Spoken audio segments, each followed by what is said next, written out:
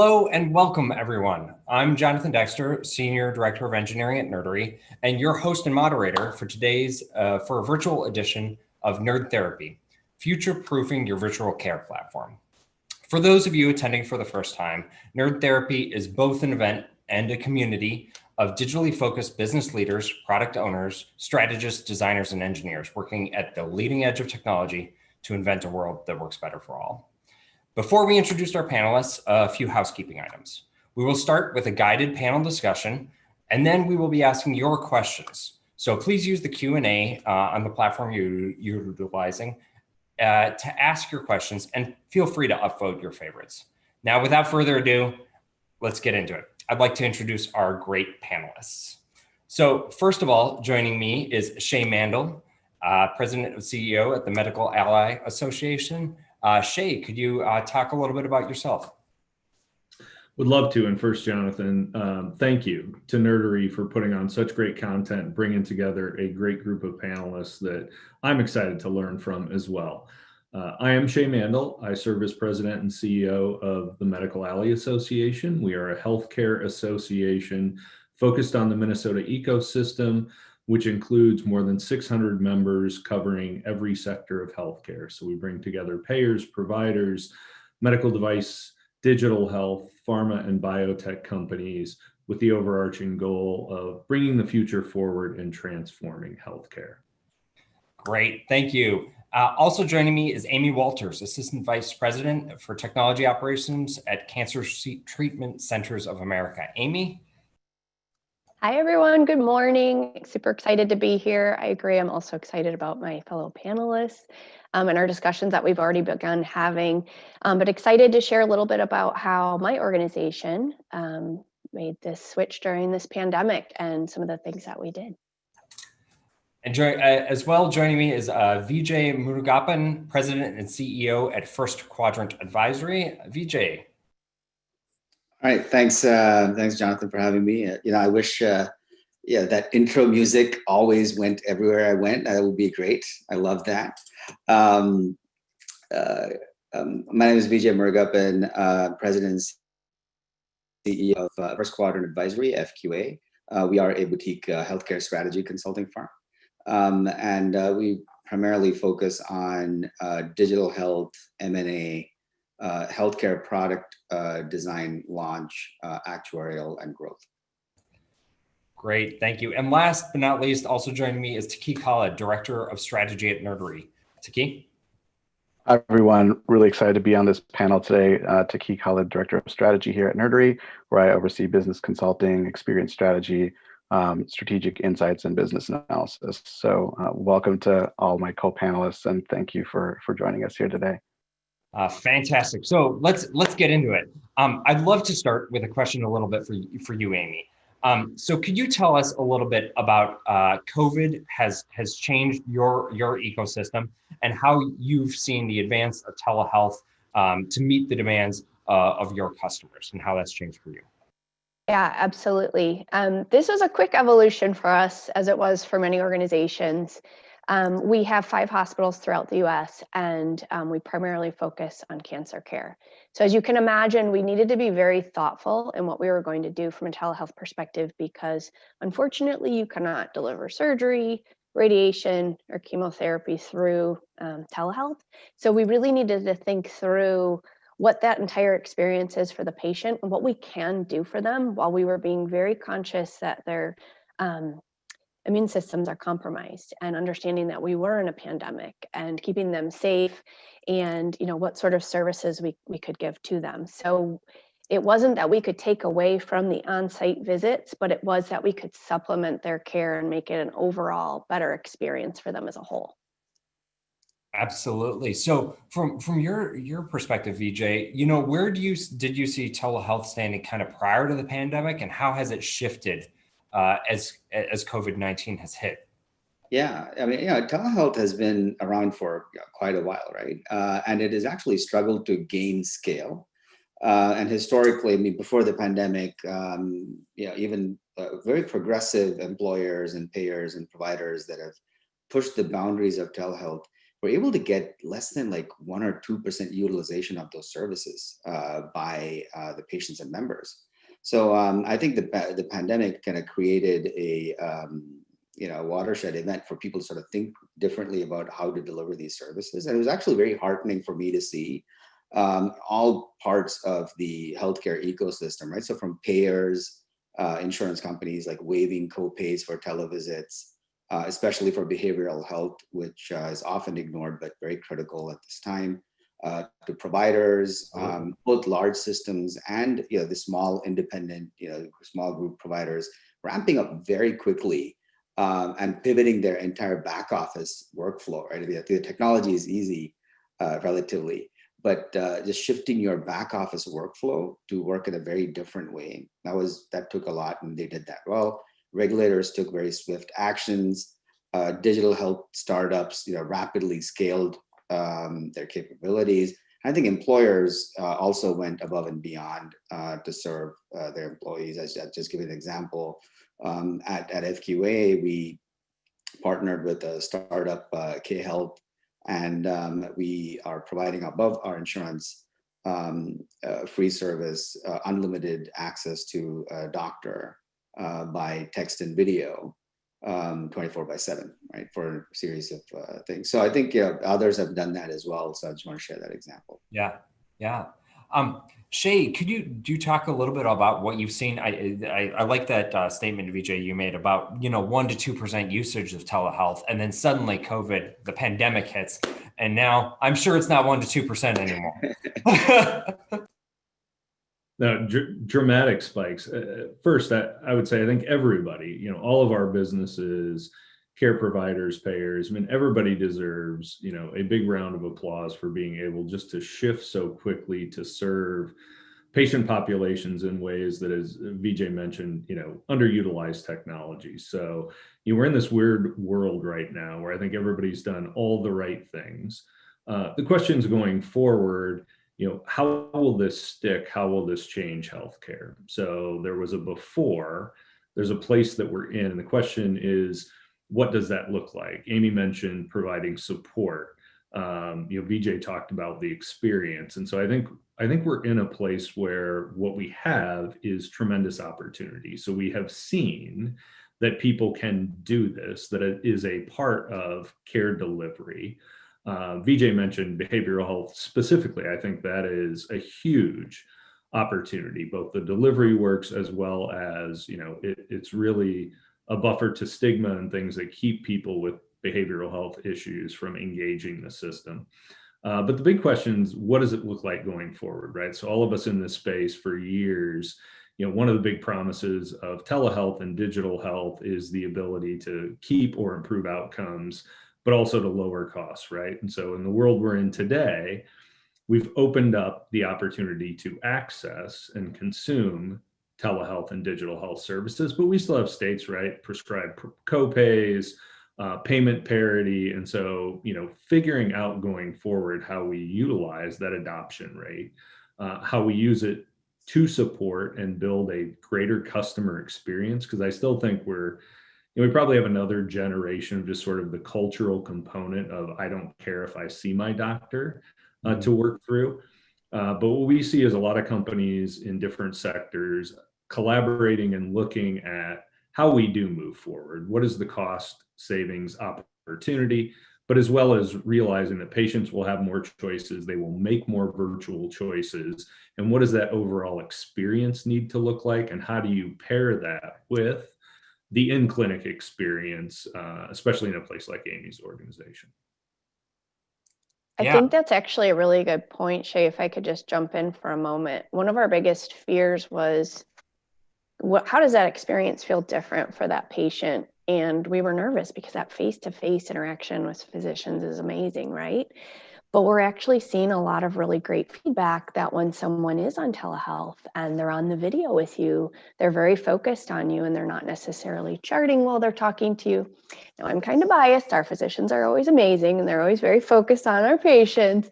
But in general, you might see even more engagement. And even though we might have thought it might have felt like a colder experience, it's still a very warm experience. That's very interesting. I'm also curious, Taqee, from your perspective, as we're maybe getting to this warmer experience, this ability for doctors and patients to engage more rapidly. I know that there are some providers that are at different spectrums of the adoption curve of telehealth. What have you seen as far as like those who might still be lagging? Are there any things that they can do that are like rapid, quick fixes that they might be able to start to explore telehealth more or adopt it in a way that can reach their patients start the journey instead of just trying to reinvent all the process in one big effort? Yeah, I think that's an interesting thought. I think that, around March, April, there was that watershed moment that Vijay referred to, where I think regardless of where the institution was at, if you think of sort of, some classic graph of like, here's folks that are lagging and here's folks that are ahead. It's almost like the event of COVID just bumped the baseline up for everything and created like a new definition of what table stakes constitutes.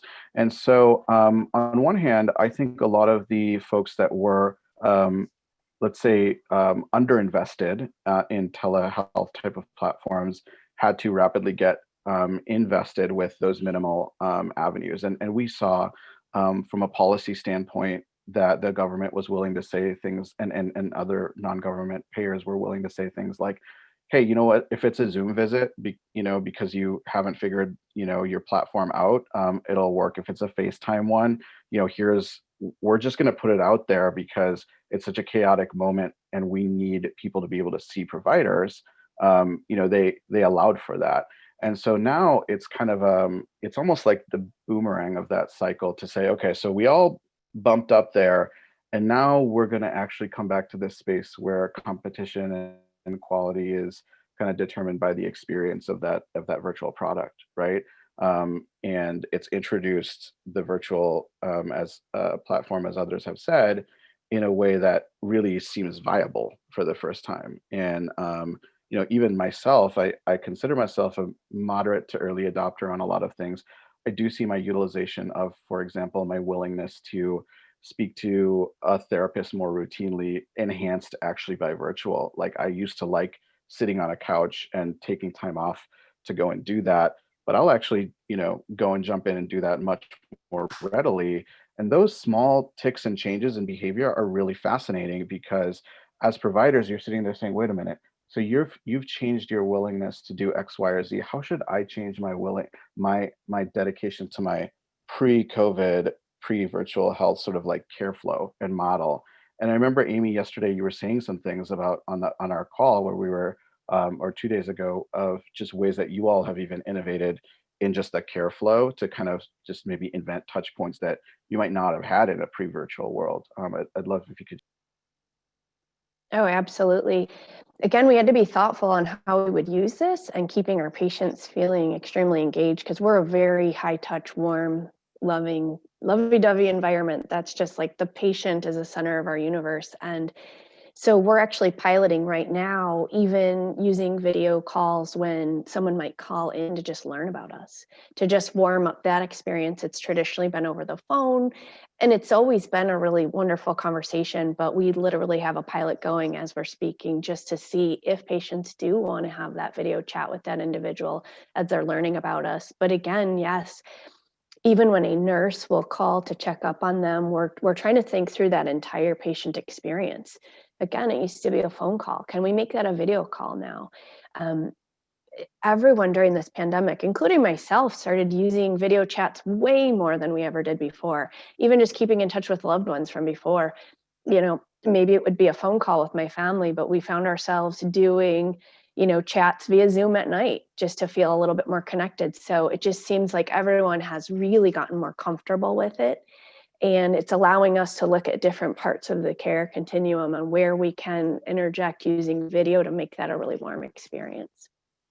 Yeah, and I would just add, right? It's been a very empowering experience for the patient, right? Historically, when you're kind of invested into your physician or whatever, because you have to go there and it's near your house, and the other one's like 45 minutes away, and you really can't get a second opinion because, oh, you know what, that means I have to take half a day off of work and go do all these things.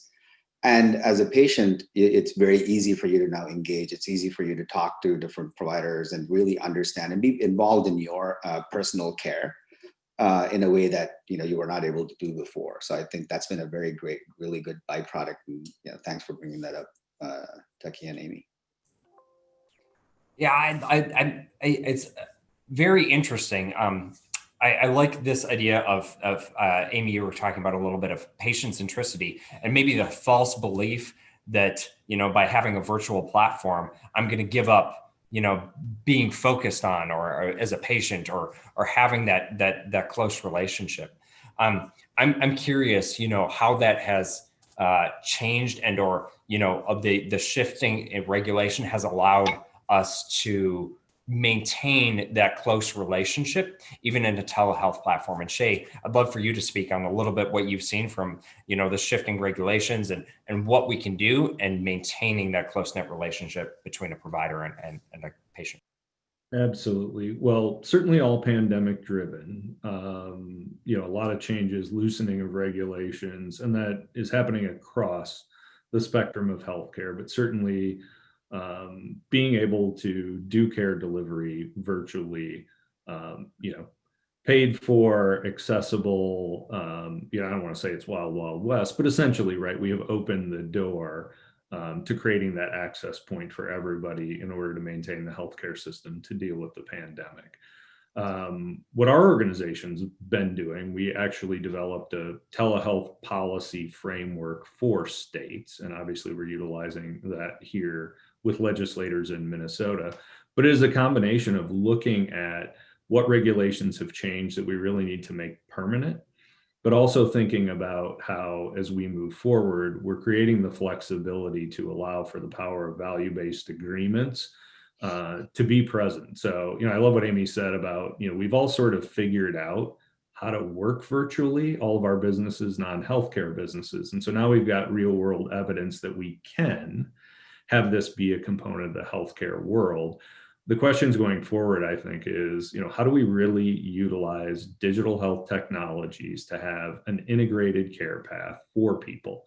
So you should expect that the experience isn't just support for that physician face-to-face, but insurance information, prep information, putting collaborations together that allow everybody not to have a Walgreens app and a Blue Cross Blue Shield app and a Mayo app, just some of our organizations, but have a more integrated and connected, ability to access their information and have that integration of care. And so as we look forward, the issues that are obvious, data sharing, data privacy, we think about the future of how all of us are so willing to completely give up all of our information to be on Facebook or Twitter.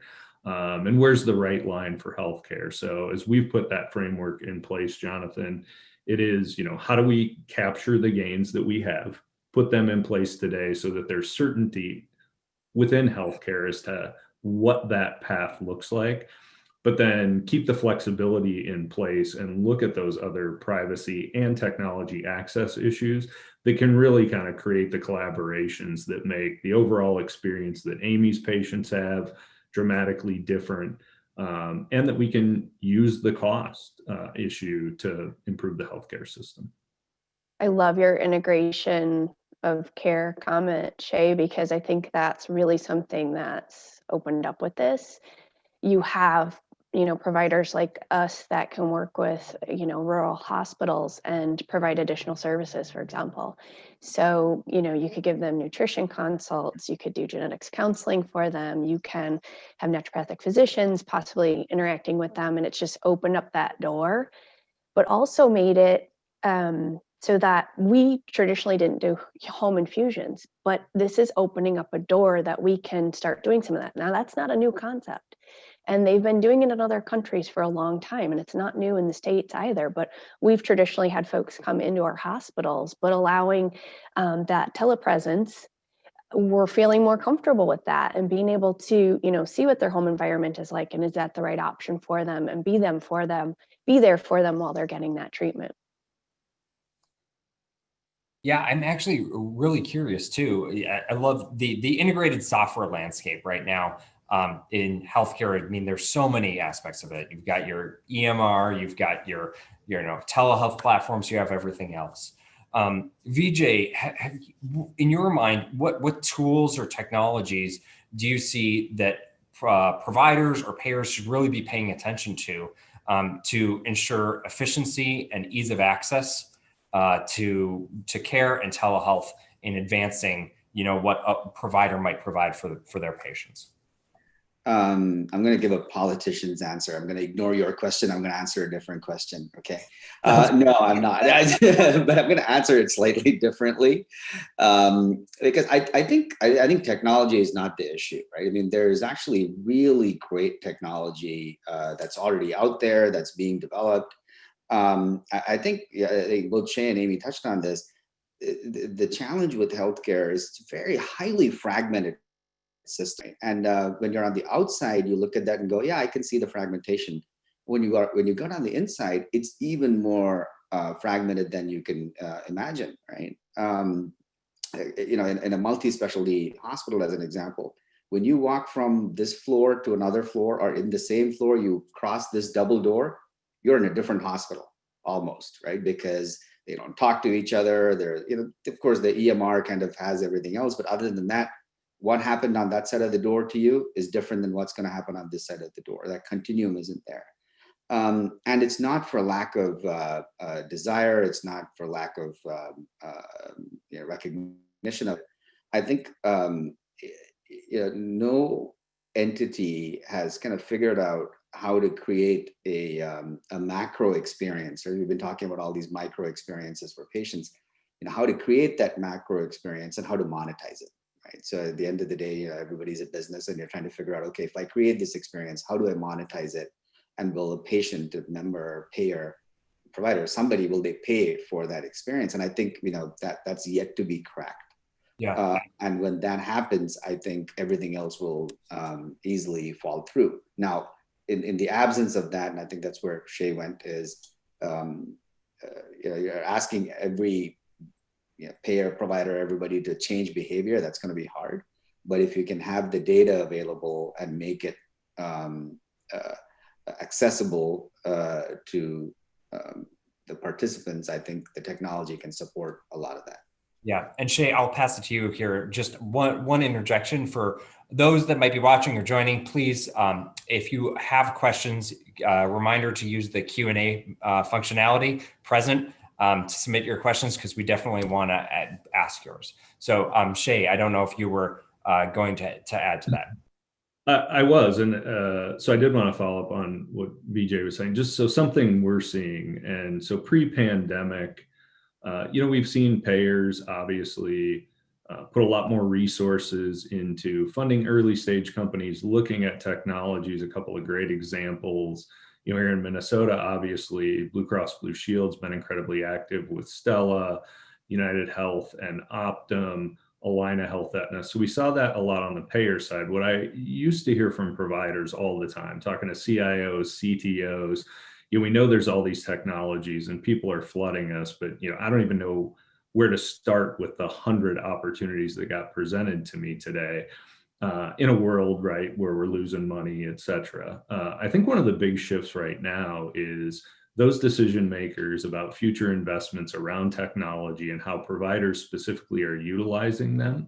There's a new light shining on those folks, and they are thinking much differently. The pandemic has forced them to think differently than the traditional provider model. And so while I think that will play out over time, what Vijay is talking about, and sort of having these the tech is there, right? But it's, getting it into the systems, having some connectivity. Again, I'll keep going back to the integration opportunities. And I will say, as we deal with our provider members, we are definitely seeing, call it for lack of a better term, a renewed attitude of innovation in taking a look and spending more time and prioritizing what technologies and opportunities are out there as they think about the transformation of the provider environment over the next few years. Yeah, and I think what we're seeing is that technology historically was an enabler stuff, and now basically it's become the driver of the core part of the business, right? So it's the channel through which you meet your patients, and it's part of. So that, I think that creates a very different mind shift. Now I feel like I Yeah, should share my go horror ahead, story Tiffany. going into the pandemic that I shared go with for you it, guys baby. the other day. So we were leaning in and looking at our telehealth program as a whole.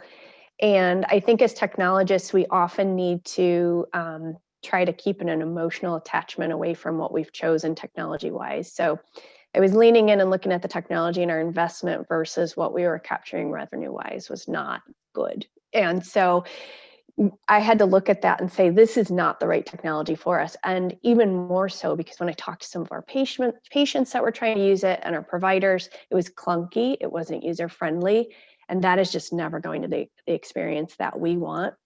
So I severed the contract right before a pandemic hit. So as you can imagine, that was a lot of fun. So the pandemic happens, I've severed our telehealth contract, and we literally needed to stand up technology overnight. But the exciting thing is we brought together this wonderful task force. We had a medical director at the helm, and which is really, really important because you want to make sure you're choosing the right use cases and your patients are, being cared for in the right way, and you're really thinking through it. And we ended up, standing up the technology overnight, but we had legal folks at the table, compliance folks at the table, technologists at the table. I think there was like 30 some folks on this task force to stand it up, but you do need to be thoughtful about your technology. But some of the restrictions, when they were lifted, really helped us accelerate very quickly and provide a very nice experience for our patients and for our providers. But we did go at the elbow. We had to sit with providers and teach them how to use the different technology. And we do prep calls with our patients to alleviate any sort of stress that they might have going into a call like that. But we're always going to be high touch like that. But just thought I'd share my fun. I mean, interesting challenge for sure. And it sounds like it's probably working out for you for the long term. Taqee, I'd love your perspective. We've talked a little bit about these shifts that, like, Amy made a swift shift, and Vijay was talking about, all of these systems and the fragmentation that exists. How do providers who are looking at a virtual care platform make moves and advancements quickly, whether through processes or through organization or through technology? How do you not get paralyzed by the fragmentation and not make progress? How do you move forward? Yeah, I think the sort of levels of care from primary to secondary, tertiary, quaternary, and the handoffs in between there give a really great opportunity for a system to kind of just interrogate how experience works in their system. I think this pandemic has been a one silver lining of having to figure out how to deliver care within this is having to have taken a look with like a microscope at the way these processes are strung together. And so when we talk about the fragmentation, certainly it's not eliminated by the stand up of the platform by any means, but it has given impetus and reason to many healthcare executives, including a lot that we work with, to say, you know what, like I don't like that. I don't like that we talk to that patient like in these repetitive ways this many times, en route to a string of experiences that could easily have been handled in this manner. What could we do to change that? And so we see folks standing up, like Amy mentioned, sort of really mixed expertise task forces. Like this is an exercise this is a quiet battle that is happening sort of in every healthcare institution right now. Like they have to bring together their best and most cross-functionally nimble-minded folks to think about this. And where some folks may be challenged is whether they can, across the needs of actually serving the patients and the administrative needs of assembling that experience-driven sort of task force, like do they have enough folks and expertise to get into that? There's not really a choice. They have to, one way or the other. So it's kind of a really exciting time because from the standpoint of those of us who have worked in sort of like digital consulting services, we've often sort of spoken about the need of thinking about experience being the true product in digital, right? And what's interesting is like all of us know this implicitly outside of healthcare, but in our brains, we've cognitively, up until this point, sequestered that healthcare is more archaic than the way that I can just drive up to Target and have somebody come to my car and put it in the back of my car. And, you know, or I might compete in my head and say, well, I like to use Instacart for these and I use Shipt for these, but I use Amazon Prime for these. We actually do all of this in our lives.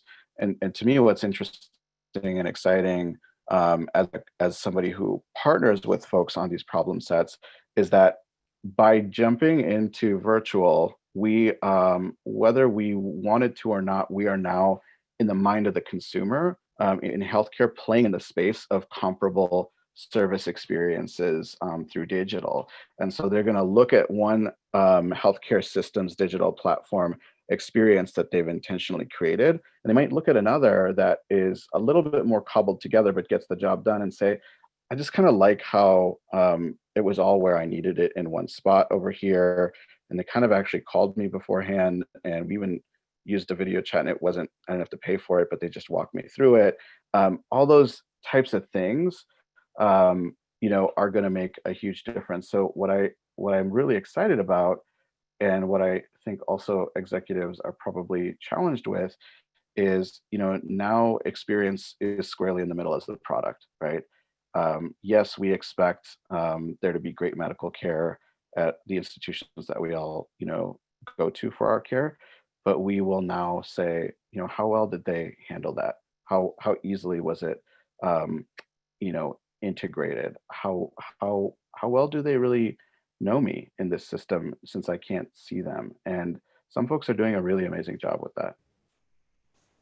There's something else there that you mentioned that I loved, and Vijay touched on this as well, is because we've used this different type of technology in other facets of our life, we're finally giving power back to the patient to be empowered to really be the advocate in their health journey.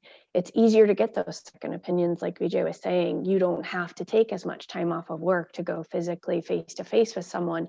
There's a lot of opportunity that's opening right now for the patient, which I absolutely love, and we love, because you want them to go out there and see who they feel most comfortable with digitally, and the providers themselves and the nurses that they're going to interact with. Do they know me? Are they going to care about me? Is it going to feel like a warm experience, or am I just another number?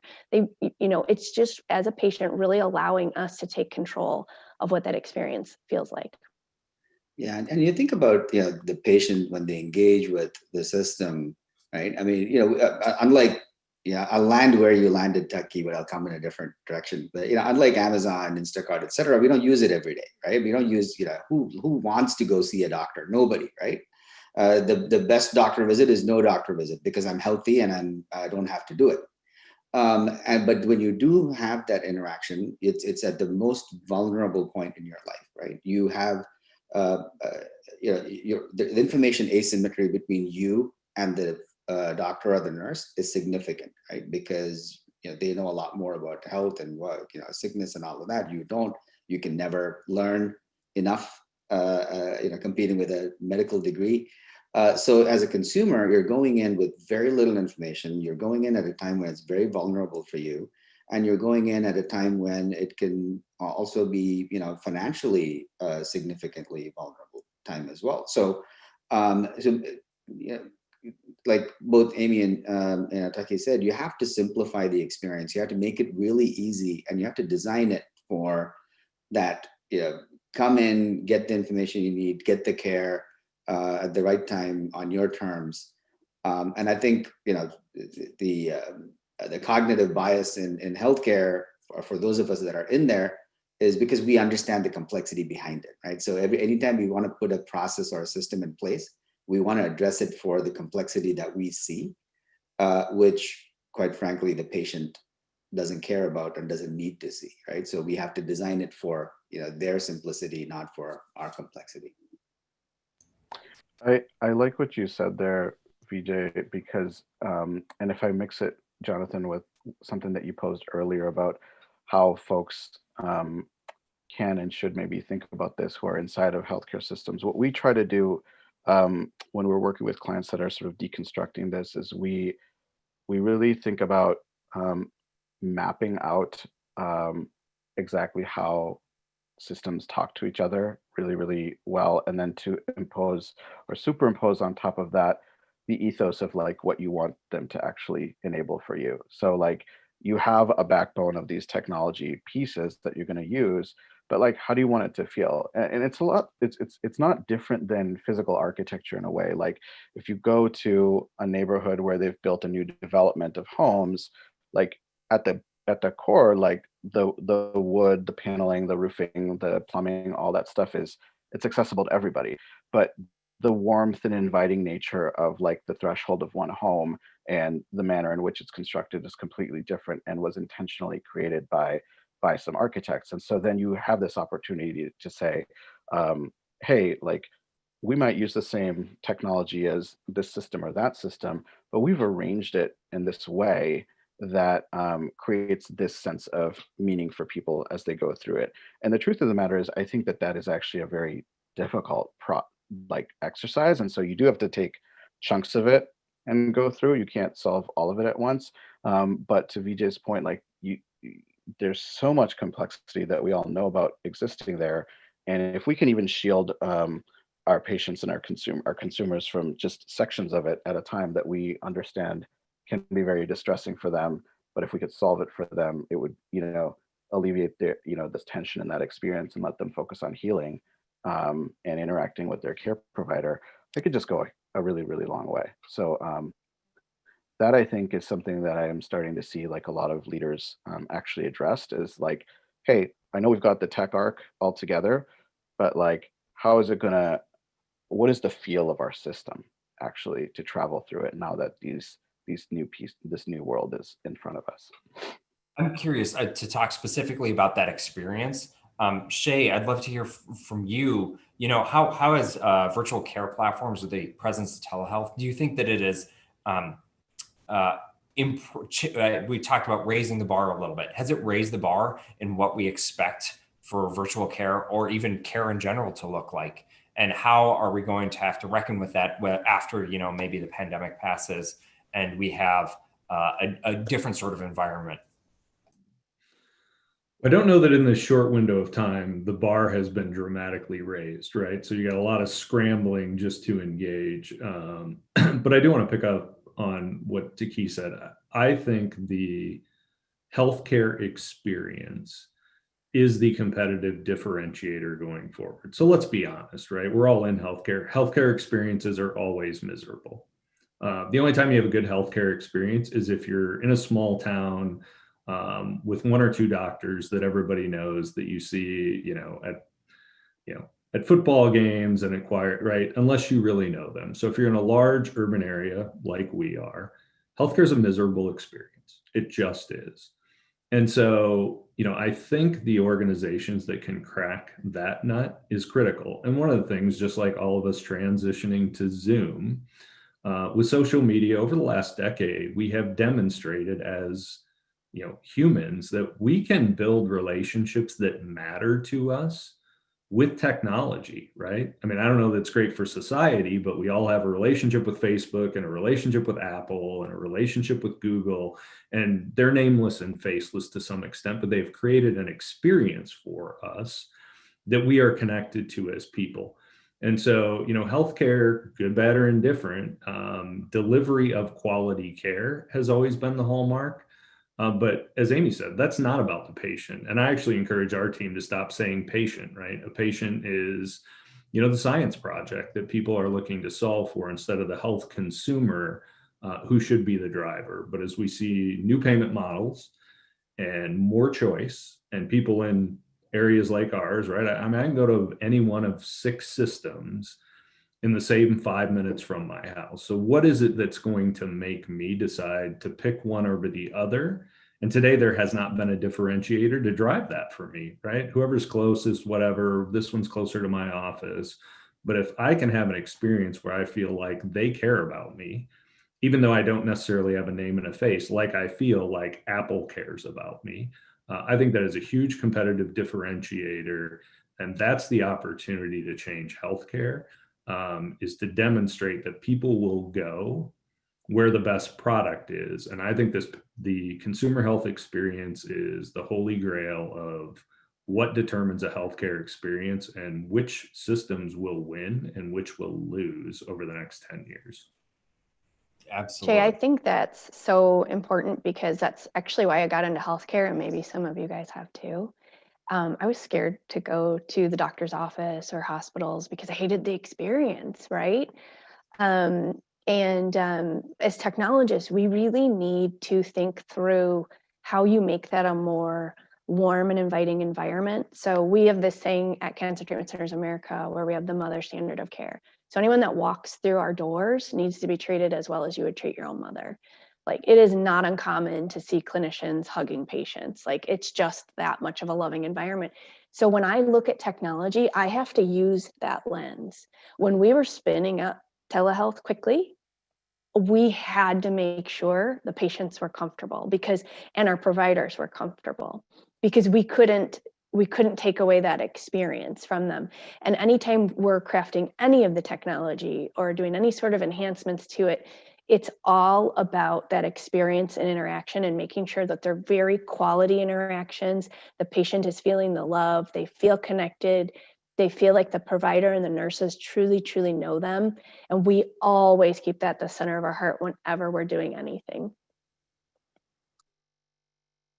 Great, thank you. So I'd like to pivot a little bit to some questions. So one question that came through was, Amy, this might be great for you. What's on the roadmap for 2021 to make the experience even better? Maybe to change from scrambling to strategic advancement? I think it's a great question. We're going to continue to look at what else is out there. I mean, we certainly spun up something very quickly that's working well for us, but it would behoove us to continue to look at other technology as it continues to evolve. But we also need to continue to look at what enhances the overall experience. Are there normally visits that we would have had them come on site that we really should truly look more for that to be a telehealth experience? And can we work more with our rural health providers and supplement their services to just, give a greater good to the community at large? So we're going to continue to look at those sort of things and how we can evolve to just help patients. Great, thank you. Another question is, when a patient is getting result news like really hard news, how do we address the missing human connection that might happen, of that hug as an example? We can't really, virtual hugs, we say them, but there's not the physical touch aspect. And how do we keep that a human close relationship? Vijay, I don't know if you've got any thoughts on that. That's a tough one, right? I think it's about constant engagement, right? Just like in any other consumer sort of digital engagement pattern. If the only time you engage with them is for a transactional event, then that becomes a transactional event. So you have to keep constantly engaged. And there's digital health companies that do that really well. Companies that do chronic disease management, right? So they do that through nudges, through touches, through text messages, even when there isn't something to talk about, right? Something substantial to talk about, right? But just an encouraging word and to say, oh, you know what? I saw that you did these exercises that you were supposed to do. Great work. Here's a badge. All the things that we experience in non-healthcare engagement scenarios, I think those are important to do. So when you do have this time when you have to deliver bad news, it's not, oh wait, you're the person I talked to 2 months ago, and then suddenly you're telling me this is happening, right? Oh, sure. Yeah, absolutely. So one other question, Taqee, I wonder if you could answer this. So we spent a lot of our conversation today talking about the patient or healthcare consumer, as Shaye mentioned, experience. How do you think virtual care platforms will have created or might create a stronger B2B relationship for other businesses that interact with providers, like, for example, medical device manufacturing companies? Are there advancements in that area or ecosystem that are also happening that we should be cognizant of?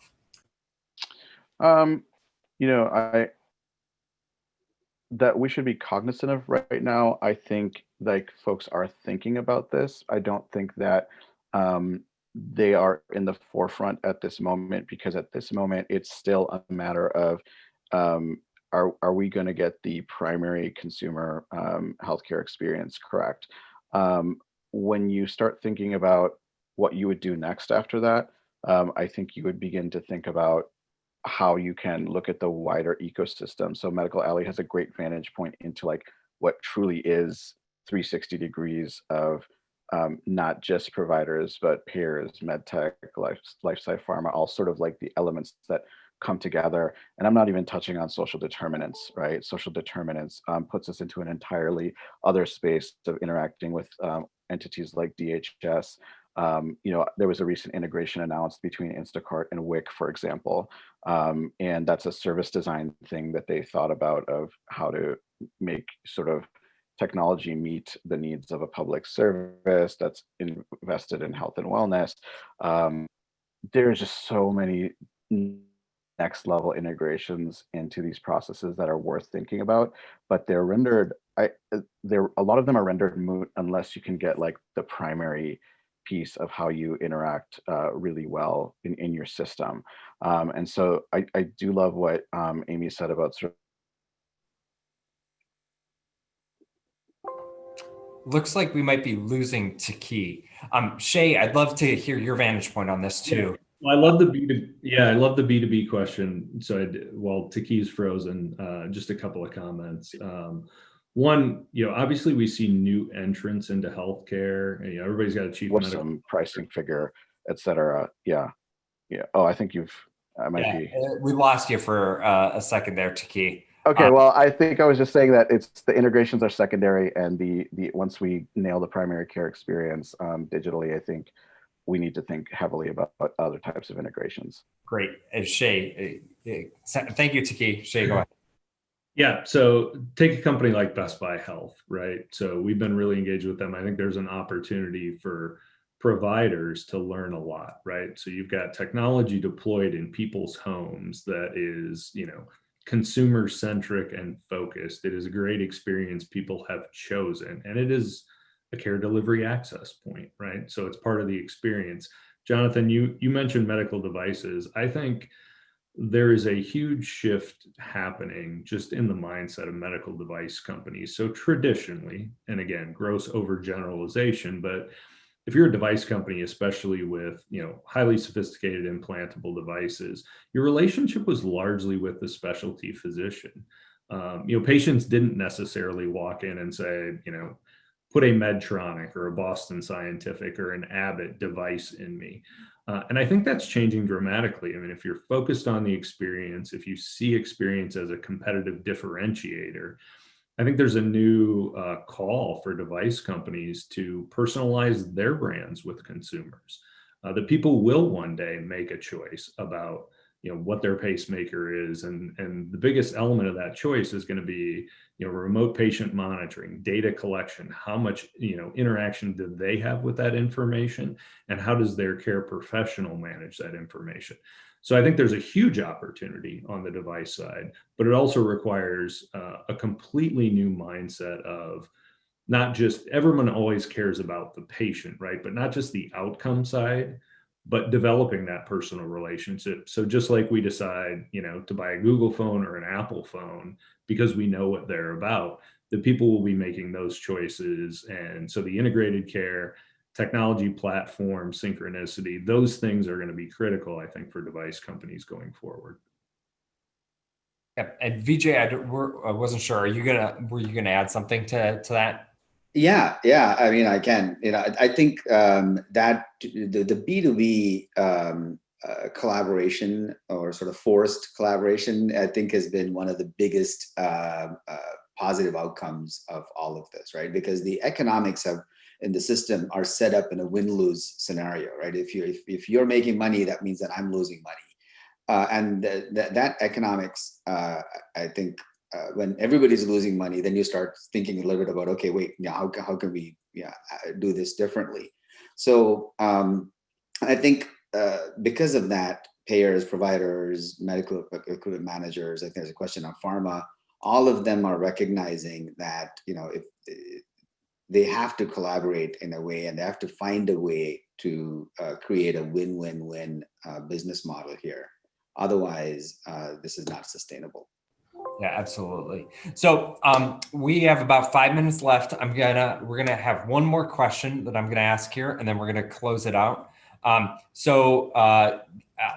Someone asks, given the traditional healthcare systems, including big pharma, in recent times have had to deal with significant reputational risks due to price, customer experience, and other aspects of healthcare interactions, do you feel that there is an opportunity to reverse the general sentiment towards healthcare given our new normal? And Amy, I'd love for you to maybe answer this from the provider side, and then I'll throw it over to you, Shaye, to talk a little bit about, do you think that can change from other aspects? So Amy, go ahead. Yeah, I mean, I think as patients or consumers become more and more educated as to what their options are out there for their healthcare, and that we kind of just touched on that with the medical devices, they might go in and know what they want. I think, again, it's going to go back to that experience. Are you giving them something that they feel like they're getting the value for what they paid for? Are they getting the love and attention that they deserve? Are you listening to them when they're having side effects? Are you jumping on it quickly? Are you having constant touch bases with them to just ensure that you're all over their healthcare journey? They're going to feel a lot better about whatever your pricing model might be if they feel like they're getting the best experience possible. And especially in cancer, we can't mess around, folks. They are at their most vulnerable state. They are at their most stressed out state. We have got to make that experience over the top for them and make sure that they know that we are 100% in this journey with them. Okay, great. Shaye, go ahead. Yeah, no, the question, are we going to have a positive perspective on healthcare? No way, no time soon. We have an election next week. We live in a world where, we're all well aware of dramatic health disparities, racial injustice. We are in a period of time, unfortunately, where as a society, we're looking to blame and we're looking to point the finger. And healthcare is unfortunately a great example of that. So, Vijay mentioned, healthcare is traditionally viewed as a zero-sum game. If I'm going to make money, you're going to lose money. There's a certain pie. And, until we truly get to an experience-based, value-based healthcare system, I think it will be difficult for all of the players to see a path to everybody making the right amount of money and, having higher profit margins, but delivering better care. And so, I think part of the reason people see healthcare negatively is that the sectors of healthcare see each other negatively. So it's something, again, at our board table, which is unique, is something that we really work on, right? I mean, if the payers all hate the providers and the providers all hate the drug companies, and everybody hates the tech companies because they're disruptive but they don't know how to implement it, it's tough to get somewhere. And then you would expect people to buy whatever they're consuming from Fox or MSNBC or social media to just glob onto that. So I am hopeful. I do think healthcare will continue to move forward, and I think we do have an opportunity at some point to change the way our citizens see healthcare. But in the short answer, this is going to be a rough ride, and it's going to require innovation, right? I mean, most industries that we look at favorably, we do because they've improved. And so it's really incumbent on healthcare and our public sector to get serious about making the kinds of changes that actually work for health consumers. And I think if we do that, we can have a different perspective in a few years. Great. Well, Vijay, I know we only have 1 or 2 minutes left, but I'd love to send it over to you for 30 seconds or 45 and hear your perspective. No, I fully agree. Right? It's going to get worse before it gets better.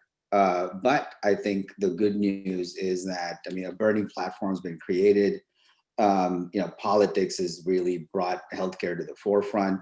The pandemic has shown how broken the system is. I mean, for crying out loud, we are the United States, and we couldn't get enough PPE to our frontline providers. How is that possible?